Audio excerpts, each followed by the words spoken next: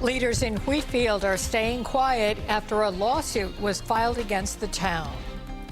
Good evening. Dozens of people who live near an old landfill say the town didn't do enough to keep them safe. News 4's Callan Gray tells us what happens next. Callan? Don, Jackie, this suit seeks money for personal injury and property damage and also calls for medical testing to determine what residents have been exposed to. The town attorney says they can't comment until they've had time to review the complaint. A lawyer for the residents say more lawsuits will be filed. Residents say they can't speak without their attorney, but signs up and down Nash and Forbes roads say it all. The inactive Niagara Sanitation Co landfill is right in their backyards. It's owned by the town of Wheatfield. More than 160 people have filed paperwork with the town saying contaminants from the landfill are making them sick, and not enough was done to prevent exposure.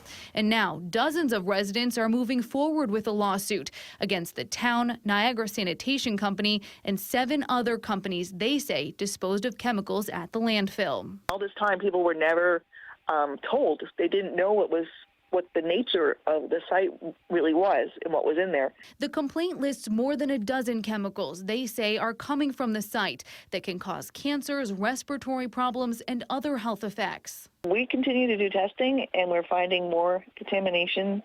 We're finding contamination in people's homes that are making it unlivable. People are now leaving their homes. They've been fighting for years to make the neighborhood safe. The landfill, active in the 50s and 60s, contained industrial waste, most notably from Love Canal.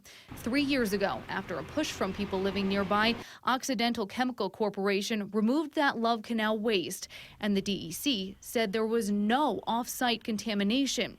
The DEC has been looking at the landfill's effect on health for more than 30 years and has said over again it's unlikely contaminants traveled off-site.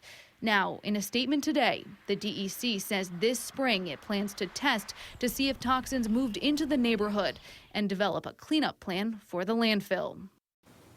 Now, the DEC says it will use state Superfund money to complete the investigation, and then to get that money back, it will take legal action against the parties who operated and disposed of the waste. The site is currently on the state registry of inactive hazardous waste sites. Reporting live, Callan Gray, News 4.